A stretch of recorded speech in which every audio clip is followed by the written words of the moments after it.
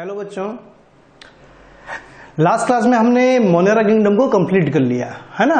और Monera kingdom के बाद में जो आपका सेकंड किंगडम आ जाता है इन 5 किंगडम क्लासिफिकेशन, 5 जगत अवधारणा के अंदर जो दूसरा जगत आ जाता है आपका वो है प्रोटिस्टा जगत।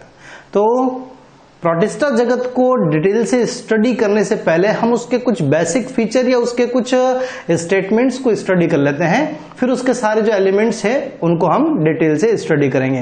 तो देखिए, प्रोटिस्टा किंगडम या हम कहते हैं प्रोटिस्टा जगत, प्रोटिस्टा जगत, सबसे पहली चीज तो आपको यह पता होनी चाहिए कि कौन से किंगडम में किस टाइप के ऑर्गेनिजम्स को इंक्लूड किया है। तो मोनेरा के अंदर हमने क्या पढ़ा, सारे के सारे यूनिसेलुलर प्रोकैरियोट्स थे। तो प्रोकैरियोटिक सेल या प्रोकैरियोट्स के फीचर्स आपको पता होने चाहिए। झिल्लीबद्ध कोशिकांग अनुपस्थित होता है, केंद्रक झिल्ली अनुपस्थित होती है, केंद्रिका का अभाव होता है ना, हिस्टोन प्रोटीन की अनुपस्थिति होती है। ये सारी चीजें आपको पता होनी चाहिए। अगर हम बात करें प्रोटिस्टा जगत की तो देखें, प्रोटिस्टा जगत में किसको इंक्लूड करते हैं? प्रोटिस्टा जगत में इंक्लूड करते हैं यूनिसेलुलर यूकैरियोट्स को। किनको सम्मिलित किया जाता है? Unicellular eukaryotes. तो जितने भी एक कोशिकीय यूकैरियोटिक ऑर्गेनिज्म हैं उन्हें हम किस में स्टडी करने वाले हैं? प्रोटिस्टा जगत में स्टडी करने वाले हैं। सबसे पहली चीज, यूकैरियोट्स के फीचर, बेसिक फीचर क्या क्या होते हैं वो आपको पता होने चाहिए। तो बेसिक फीचर में आप देखें यहां पर कि अगर वो यूकैरियोट्स हैं तो उनके अंदर झिल्लीबद्ध कोशिकांग उपस्थित होंगे। झिल्लीबद्ध कोशिकांग उपस्थित होंगे। झिल्लीबद्ध कोशिकांग जैसे झिल्लीबद्ध कोशिकांग में mitochondria, Golgi body, endoplasmic reticulum, lysosome, रिक्तिका, ये सारी संरचनाएं इनके अंदर क्या होंगी? उपस्थित होंगी।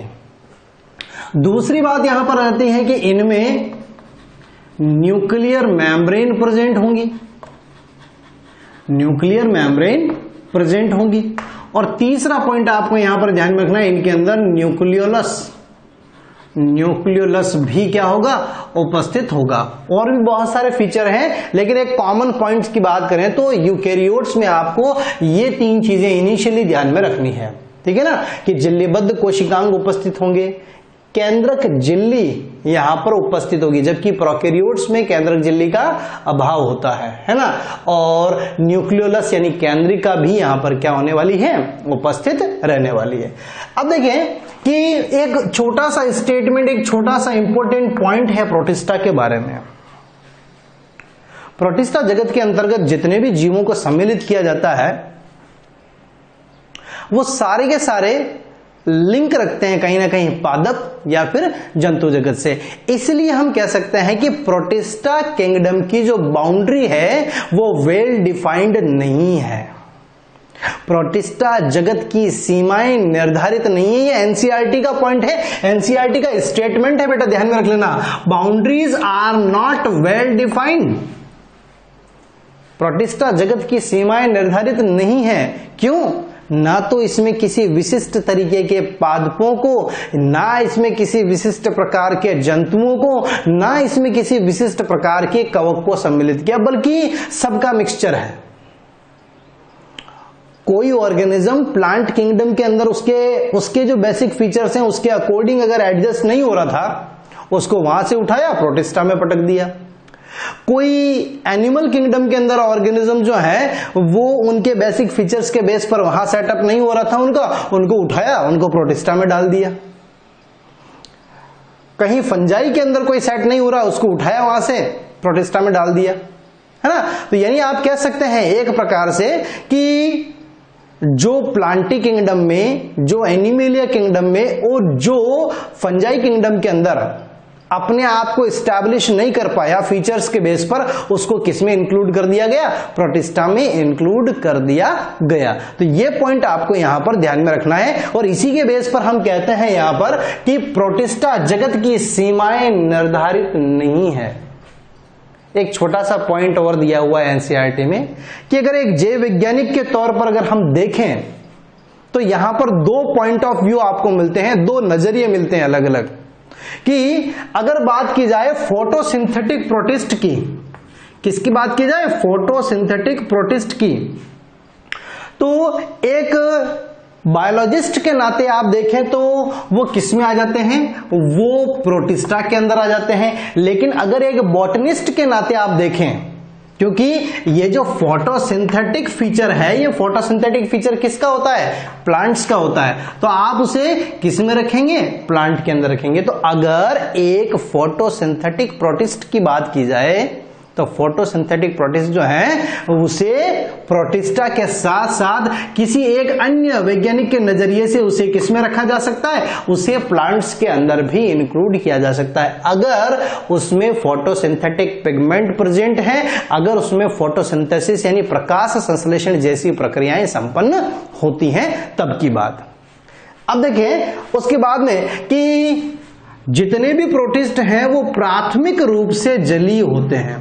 कैसे होते हैं? प्राथमिक रूप से जलीय होते हैं। तो ध्यान में रखें, मुख्य रूप से, अधिकांश रूप से, प्राथमिक रूप से, कुछ, है ना, ये छोटे छोटे से वर्ड हैं, ये छोटे छोटे से पॉइंट ही स्टेटमेंट का मतलब बदल देते हैं और इन्हीं की वजह से हमारे क्वेश्चन जो हैं वो गलत हो जाते हैं। तो ध्यान में रखें कि जितने भी प्रोटिस्ट हैं वो प्राथमिक रूप से कैसे हैं? जलीय हैं। उसके बाद में देखें कि जो प्रोटिस्टा किंगडम है वो लिंक बिटवीन अदर किंगडम। मैंने आपको एक इवोल्यूशनरी रिलेशनशिप बताया था, याद हो तो बताया था ना, उसका एक डायग्राम, एक फ्लो चार्ट सा मैंने बनाया था। सबसे नीचे की तरफ था मोनेरा और मोनेरा के बाद में आया था प्रोटिस्टा, और प्रोटिस्टा एक तरफ प्लांटी से, एक तरफ एनिमेलिया से और एक तरफ फंजाई किंगडम से रिलेशन रख रहा था। कुछ इस प्रकार वाला डायग्राम आप याद करेंगे तो ये मोनेरा के बाद में हमने ये प्रोटिस्टा बताया और प्रोटिस्टा के बाद हमने यहां पर बताया ये आपका फंजाई हो गया, ये आपका प्लांटी हो गया और ये आपका एनिमेलिया हो गया। इस तरीके का डायग्राम। तो ये आपकी इवोल्यूशनरी रिलेशनशिप को बताता है कि कहीं ना कहीं पहले मोनेरा डेवलप हुए होंगे, फिर प्रोटिस्टा डेवलप हुए, और ये प्रोटिस्टा जो किंगडम है इसके सारे जीव आपकी फंजाई से, प्लांटी से और एनिमेलिया से संबंधित है। यानी फंजाई, प्लांटी और एनिमेलिया किंगडम के जो ऑर्गेनिज्म है वो कहीं ना कहीं प्रोटिस्टा से ही विकसित हुए हैं। तो इनके बीच में इवोल्यूशनरी रिलेशनशिप तो प्रेजेंट है ही। तो आप कह सकते हैं कि जो प्रोटिस्टा किंगडम है ये लिंक है फंजाई, प्लांटी और एनिमेलिया के बीच में, या जो दूसरे किंगडम्स हैं उनके बीच में, कि किस प्रकार से इन जीवों का विकास, क्यों किस प्रकार से लिंक है। तो उसका भी मैं आपको यहां पर आंसर बता रहा हूं। देखो कि हम प्रोटिस्टा में किस किस को स्टडी करते हैं, पहले हम वो लिख लेते हैं। देखो, है ना, कि यहां पर प्रोटिस्टा के अंदर हम स्टडी करते हैं क्राइसोफाइटा। किसको स्टडी करते हैं? क्राइसोफाइटा को। इसमें आ जाते हैं आपके डाइनोफ्लैजिलेट्स, इसमें आ जाते हैं आपके यूग्लिनोइड्स, इसमें आ जाते हैं आपके स्लाइम मोल्ड्स, अवपंक कवक जिसको आप कहते हैं, और इसमें आ जाते हैं प्रोटोजोन। ये 5 ग्रुप को आप किस में स्टडी करने वाले हो? प्रोटिस्टा जगत के अंदर स्टडी करने वाले। कौन कौन से? क्राइसोफाइट्स जिसमें डायटम्स को सम्मिलित किया जाता है, दूसरे डाइनोफ्लैजिलेट्स हैं, यूग्लिनोइड हैं। ये तीनों की तीनों फोटोसिंथेटिक हैं। तीनों के तीनों कैसे हैं? फोटोसिंथेटिक हैं। अब अगर देखो कि तीनों फोटोसिंथेटिक हैं तो ये किससे रिलेशन रखते हैं? ये प्रोटिस्टा हैं, लेकिन ये प्लांट से रिलेशन रख रहे हैं। किससे रिलेशन रख रहे हैं? ये प्लांट से रिलेशन रख रहे हैं। स्लाइम मोल्ड कैसी होती है? सैप्रोफिटिक, मृतपोषी, या फिर आप कह सकते हैं हेट्रोट्रोपस, विषमपोषी नेचर की होती है। तो स्लाइम मोल्ड अवपंक कवक है ना, तो किसके समान हो गई? ये कवक के समान। तो स्लाइम मोल्ड किससे रिलेशन रखती है? फंजाई के साथ में रिलेशन रखती है। और तीसरा आ गया प्रोटोजोन्स। प्रोटोजोन्स किसके साथ में रिलेशन रखेंगे? एनिमल्स के साथ में। तो इस तरीके से यहां पर प्रत्येक किंगडम के आपको क्या मिलने वाले हैं? एनिमल्स मिलने वाले हैं। तो ये जो आपका प्रोटिस्टा है ये कहीं ना कहीं इन फंजाई, प्लांटी और एनिमेलिया के बीच में एक तरीके से कनेक्टिव लिंक का क्या करता है? काम करता है। ठीक है। अब देखें कि हमको ये जो पांचों कैटेगरी हैं, ये पांचों प्रकार के जो एनिमल्स हैं, ऑर्गेनिजम्स हैं, उनको स्टडी करना है। क्राइसोफाइट्स को डिटेल से स्टडी करेंगे, डायनोफ्लैजिलेट, यूग्लिनोइड, जो स्लाइम मोल्ड्स हैं और जो प्रोटोजोन्स हैं, इनको पांचों को स्टडी करना है। लेकिन उससे पहले कुछ छोटी मोटी बातें, कुछ टर्मिनोलॉजी इनके डिस्क्रिप्शन में आएगी, तो उस डिस्क्रिप्शन को पढ़ने से पहले हम ये जो टर्मिनोलॉजी है, ये जो पॉइंट्स हैं जो आगे फर्दर आपके कंटिन्यू होने वाले हैं, तो हम इनकी बात पहले कर लेते हैं। देखिए, सबसे पहली चीज तो रिप्रोडक्शन के बारे में पूछा जाएगा कि प्रोटिस्टा के अंदर जो रिप्रोडक्शन है वो किस प्रकार का होता है। तो दोनों प्रकार का रिप्रोडक्शन आपको यहां पर देखने को मिलता है। अलैंगिक जनन भी देखने को मिलेगा, अलैंगिक जनन, और लैंगिक जनन भी देखने को मिलेगा। ठीक है ना। तो दोनों प्रकार का जो रिप्रोडक्शन है वो आपको यहां पर देखने को मिलने वाला है, एक अलैंगिक जनन और दूसरा लैंगिक जनन।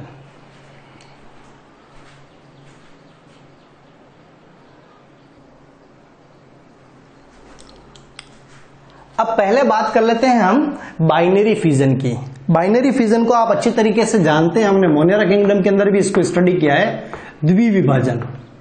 और द्विविभाजन में होता क्या है, एक कोशिका जो है वो दो कोशिका में विभक्त हो जाती हैं, ठीक है ना। इस प्रकार से डिवीजन होकर वो दो कोशिकाओं का निर्माण हो जाता है, इसको हम कहते हैं बाइनरी फिजन, है ना। अब बाइनरी फिजन जो है वो मोनेरा किंगडम में जीवाणुओं के अंदर सबसे सामान्य विधि थी जनन की, ठीक है ना। जीवाणुओं में सबसे सामान्य विधि यहां पर जो है कौन सी थी, बाइनरी फिजन। लेकिन प्रोटिस्टा की बात करें तो प्रोटिस्टा में स्लाइम मोल्ड्स को छोड़कर, अवपंक कवक को छोड़कर बाकी सभी के अंदर बाइनरी फिजन प्रेजेंट होता है। यानी आप कह सकते हैं यहां पर जो आपके क्राइसोफाइट्स हैं उनके अंदर भी मिलेगा, क्राइसोफाइट्स में मिलेगा आपको जो है डायनोफ्लैजिलेट्स के अंदर भी मिलेगा, आपको जो आपके यूग्लिनोइड है उनके अंदर भी मिलेगा, और आपको जो प्रोटोजोन्स हैं उनके अंदर भी बाइनरी फिजन देखने को मिलता है। ठीक है, तो बाइनरी फिजन के बारे में तो सिंपल सी चीज आप अच्छी तरीके से जानते हैं। लेकिन बात आ जाती है स्पोर फॉर्मेशन की, बीजाणुओं का निर्माण, या बीजाणु जनन कह सकते हैं आप इसे, है ना।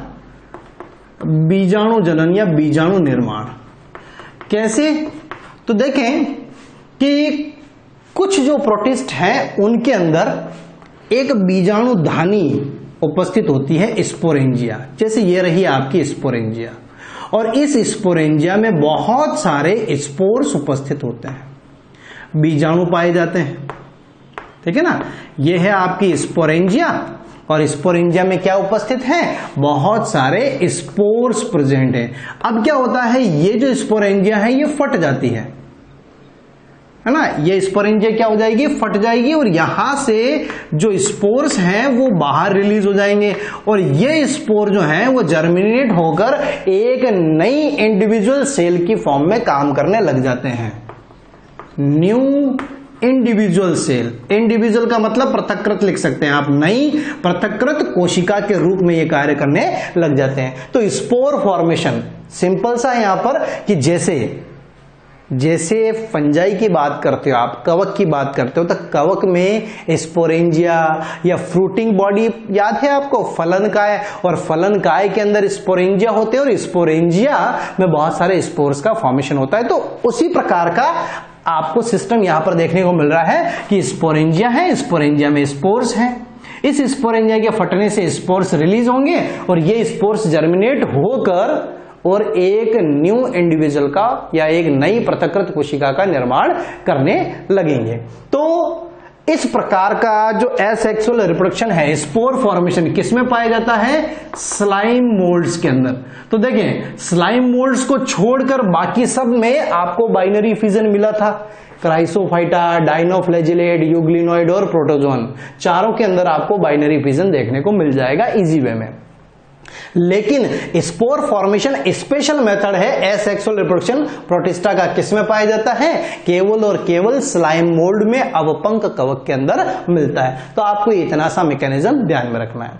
उसके बाद में बात कर लेते हैं सेक्सुअल रिप्रोडक्शन। तो सेक्सुअल रिप्रोडक्शन या लैंगिक जनन का मायने क्या होता है? लैंगिक जनन का मायने होता है गैमेटोजेनेसिस की प्रक्रिया के द्वारा अगुणित युग्मकों का निर्माण होना और अगुणित युग्मकों का आपस में फ्यूज होकर, संलयित होकर एक द्विगुणित जायगोट का क्या कर लेना?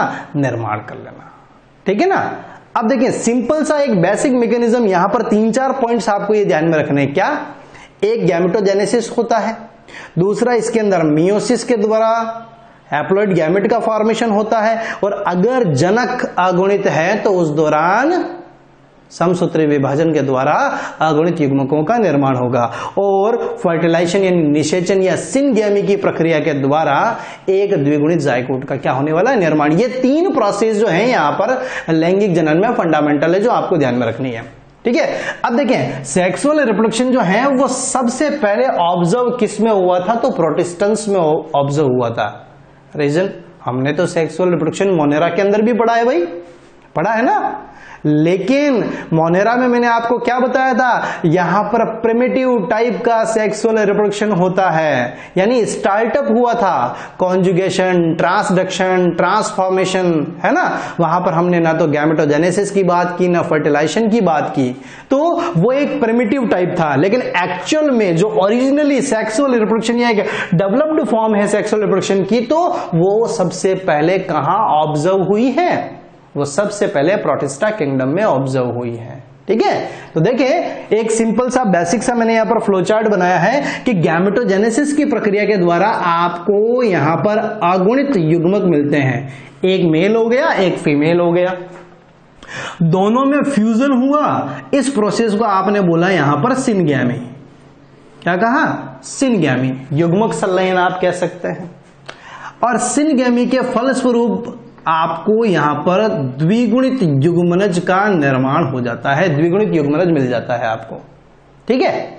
ये तो एक कॉमन सा मेथड है आपका सेक्सुअल रिप्रोडक्शन का। अब यहां पर सेक्सुअल रिप्रोडक्शन की जो प्रोसेस है, लैंगिक जनन की प्रक्रिया, वो कितने प्रकार की होती है?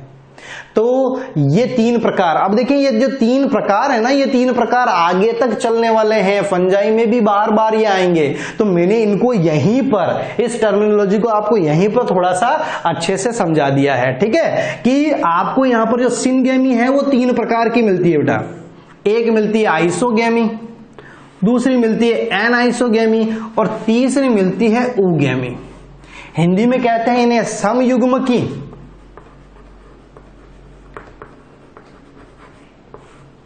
विषम युग्मकी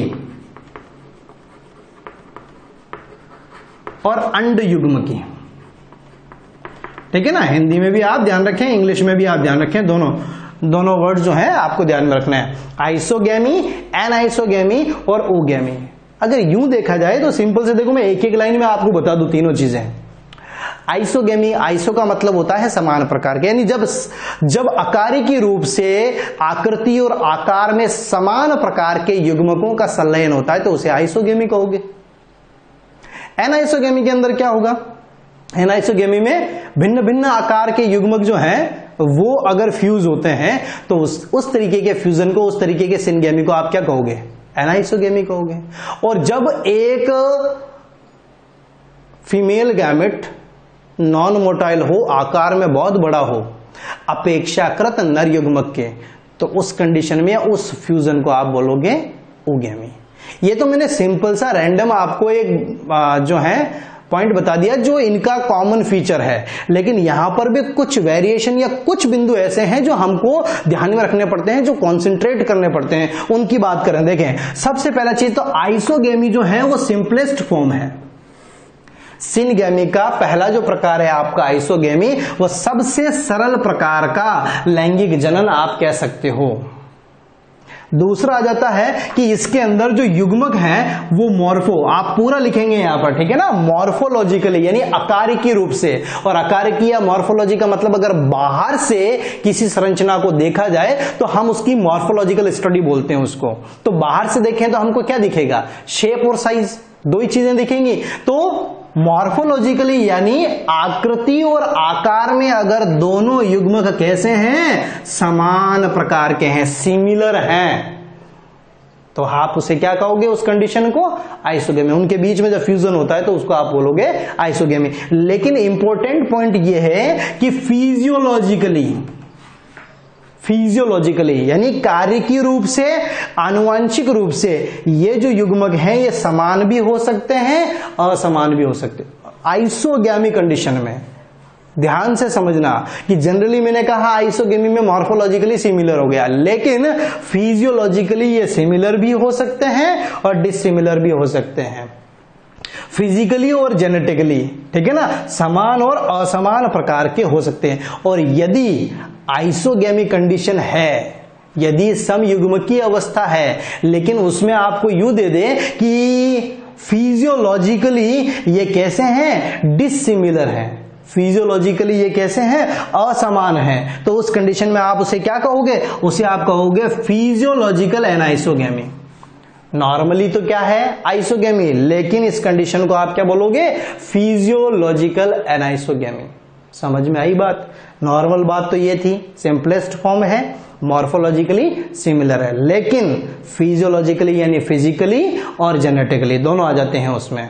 कार्यकीय रूप से और आनुवांशिक रूप से ये समान भी हो सकते हैं, असमान भी हो सकते हैं, और अगर असमान है तो उसे आप फिजियोलॉजिकल एनाइसोगेमी कहेंगे। तो पहली बात समझ में आई आपको, पहला टाइप समझ में आया, आइसोगेमी। बात करते हैं दूसरा, एनाइसोगेमी। अगर आइसोगेमी समझ में आ गई तो एनाइसोगेमी बिल्कुल सिंपल सी आपको समझ में आने वाली है। एनाइसोगेमी का मतलब होता है विषम युग्मकीय प्रकार। विषम युग्मकीय का मतलब होता है, देखो मॉर्फोलॉजिकली हमेशा और हमेशा कैसे होने वाले हैं, ये डिसिमिलर होने वाले, यानी संरचना जो आकार और आकृति है इनकी वो कभी समान नहीं होगी, आकार और आकृति कभी समान नहीं होगी, और आकार और आकृति अगर समान नहीं है तो वो कौन सा हो जाएगा, एनाइसोगेमी।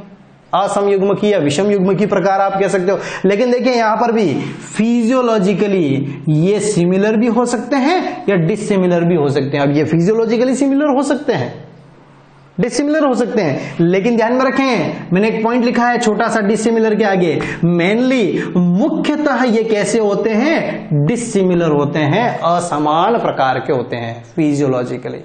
ठीक है, तो अगर यहां पर आइसोगेमी वाली कंडीशन में अगर फिजियोलॉजिकली डिसिमिलर है तो उनको आप फिजियोलॉजिकल एनाइसोगेमी बोलोगे। और ये जो एनाइसोगेमी ये जनरली फिजियोलॉजिकली कैसी होती हैं, आपके डिसिमिलर होती हैं। तीसरी कंडीशन आ जाती है अंड युग्म की, ऊगेमी। और ऊगेमी का मतलब होता है, यहां पर ध्यान में रखें कि यह है आपकी एक developed form of anisogamy. Type किसका है, एनाइसोगेमी का ही प्रकार है, लेकिन काफी ज्यादा डेवलप्ड फॉर्म आपको यहां पर देखने को मिल रही है। ठीक है, अब इसके अंदर क्या होता है, देखो इसके अंदर होता है कि ये जो मेल गैमेट है आपका, वो मेल गैमेट तो कैसा होता है, आकार में छोटा और चल होता है, मोटाइल, यानी इसके अंदर फ्लैजिला वगैरह उपस्थित होंगे। लेकिन जो फीमेल गैमेट है वो आकार में बहुत बड़ा और नॉन मोटाइल होता है। तो ये मैंने आपको पहले ही बताया कि जो फीमेल गैमेट अपेक्षाकृत मेल गैमेट के आकार में बहुत ज्यादा बड़ा हो तो वो वाली अवस्था कौन सी होगी आपकी, ऊगैमी अवस्था या ऊगैमिस कंडीशन कहलाएगी, अंड युग्म की अवस्था। और ध्यान में रखें कि जो मेल और फीमेल गैमेट है ऊगैमी वाली कंडीशन में उनका प्रोडक्शन कहां होता है, जननांगों के अंदर इनका प्रोडक्शन होता है। ये थी बात किसके बारे में, रिप्रोडक्शन इन प्रोटिस्टा।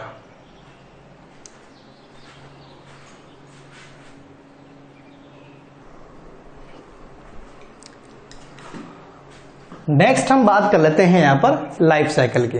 हालांकि लाइफ साइकिल का पूरा एक टॉपिक आपका अलग से है, लेकिन यहां पर ये वर्ड्स आएंगे आपके हैप्लॉन्टिक, डिप्लॉन्टिक, तो उनको समझने के लिए मैं दो टाइप के आपको यहां पर लाइफ साइकिल एक बार समझा रहा हूं, बिल्कुल सिंपल सा है।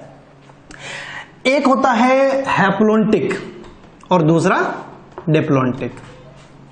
हैप्लॉन्टिक का मतलब जिसमें मैक्सिमम स्टेज कैसी हो, हैप्लॉइड हो, और डिप्लॉन्टिक का मतलब जिसमें मैक्सिमम स्टेज कैसी हो, डिप्लॉइड हो। देखें कि हैप्लॉन्टिक वाली कंडीशन में क्या, जैसे मान लीजिए कि आपके पास में एक डिप्लॉइड जाइगोट है ना, इस जाइगोट में म्यूसिस के थ्रू क्या बने, अगुणित कोशिकाओं का निर्माण हुआ, हैप्लॉइड सेल्स। इन हैप्लॉइड सेल्स से है ना, ये जैसे मान लीजिए सोमेटिक सेल्स हो गई, कायिक कोशिकाएं हो गई। इन सोमेटिक सेल्स में माइटोसिस के थ्रू किसका निर्माण हुआ, गैमेट्स का प्रोडक्शन हुआ। तो गैमेट्स यहां पर कैसे रहने वाले हैं, हमेशा हैप्लॉइड। एक स्टेटमेंट रहता है जो आपको ध्यान में रखना है कि gametes are always haploid and zygotes are always diploid whenever the parents are haploid और diploid। यानी ये जब जनक अगुणित हो या द्विगुणित हो, जनक अगुणित या द्विगुणित दोनों में से कोई भी एक स्टेज है, तो उस कंडीशन में आपको ध्यान में रखना है कि गैमेट जो है वो हमेशा हैप्लॉइड होंगे, कभी डिप्लॉइड नहीं होगा गैमेट, और जाइगोट हमेशा डिप्लॉइड होगा, कभी हैप्लॉइड नहीं रहने वाला है। तो देखिए सिंपल सा प्रोसेस था आपका कि आपके पास में जैसे मान लो कि मैंने जाइगोट से स्टार्ट किया है, या आप सोमेटिक सेल से ले सकते हैं कि जैसे मान लीजिए कि सोमेटिक सेल कायिक कोशिकाएं अगुणित है, उन कायिक कोशिकाओं से आपको अगुणित युग्मकों का निर्माण करवाना है, तो क्या करवाना पड़ेगा, माइटोसिस, समसूत्री विभाजन, और समसूत्री विभाजन से दो अगुणित युग्मकों का निर्माण, इनके फ्यूजन यानी सिनगैमी से, ये सिनगैमी हो गई यहां पर, और सिनगैमी से बन गया एक द्विगुणित युग्मनज। और द्विगुणित युग्मनज में मियोसिस की प्रक्रिया के द्वारा पुनः सोमेटिक सेल्स का या अगुणित कोशिकाओं का क्या हो जाता है, निर्माण। तो यहां पर आप ध्यान रखें कि हैप्लॉन्टिक के अंदर आपको जाइगोटिक मियोसिस ध्यान में रखना है कि एकमात्र सिंगल एक कोशिका है आपकी डिप्लॉइड, कौन सी, जाइगोट। बाकी सारी की सारी कोशिकाएं आपको कैसी मिलेंगी, हैप्लॉइड मिलेंगी। इसलिए हम इसको क्या बोलते हैं, haplontic type of life cycle. इसका जस्ट उल्टा किसमें हो जाएगा, डिप्लॉन्टिक, जिसमें गैमेटिक मियोसिस होगा। ये विधि, ये हैप्लॉन्टिक टाइप का लाइफ साइकिल किसमें मिलता है, डायनोफ्लैजिलेट्स के अंदर मिलता है। और जो डिप्लॉन्टिक है वो किसमें मिलता है आपको, डायटम्स, यानी जो क्राइसोफाइट्स हैं उनके अंदर आ जाते हैं डायटम्स। तो डायटम्स में आपको देखने को मिलेगा। चलो इसी मेथड को अपन यहां पर कंटिन्यू करते हैं। कैसे, देखें आपके पास में ये रहा साहब जाइगोट, कैसा, डिप्लॉइड है। इस जाइगोट में माइटोसिस हुआ, समसूत्री विभाजन हुआ, और समसूत्री विभाजन द्वारा द्विगुणित कायिक कोशिकाओं का निर्माण हो गया, हुआ। अब इन कायिक कोशिकाओं से किसका निर्माण होने वाला, गैमेट का। तो गैमेट के प्रोडक्शन के टाइम पर यहां पर हो जाएगा मियोसिस। क्या हो जाएगा, मियोसिस। और मियोसिस से ये आपके हैप्लॉइड गैमेट बनेंगे, ये एन, और दोनों के फ्यूजन से ये आपके सिनगैमी, और सिनगैमी से आपका बन गया फर्दर द्विगुणित जाइगोट। तो यहां पर और यहां पर इस फेज में और इस फेज में अंतर क्या, देखो यहां पर एकमात्र द्विगुणित अवस्था जाइगोट है, और यहां पर एकमात्र अगुणित अवस्था युग्मक है। युग्मक केवल मात्र यहां पर एक स्टेज, ये देखो ये अगुणित है, बाकी जितनी भी सेल्स होंगी वो सारी की सारी डिप्लॉइड होंगी। यहां पर उल्टा है, यहां पर जाइगोट डिप्लॉइड है और बाकी सारी सेल्स कैसी हैं, हैप्लॉइड है। तो इसलिए आप इसको कहते हैं haplontic type of life cycle, और इसको कहते हैं diplontic type of life cycle. तो ये थी बात, एक बेसिक और इंट्रोडक्शन था, ये आपका स्टार्ट नहीं किया है अभी, ठीक है ना, अभी तो मैंने शुरू भी नहीं किया है। तो ये तो था आपका प्रोटिस्टा किंगडम का इंट्रोडक्शन। अब हम स्टार्ट करेंगे नेक्स्ट लेक्चर के अंदर क्राइसोफाइटा से। तो Chrysophyta, dinoflagellate, euglenoid, slime moulds और प्रोटोजोन्स को हमको क्या करना है, स्टडी करना है।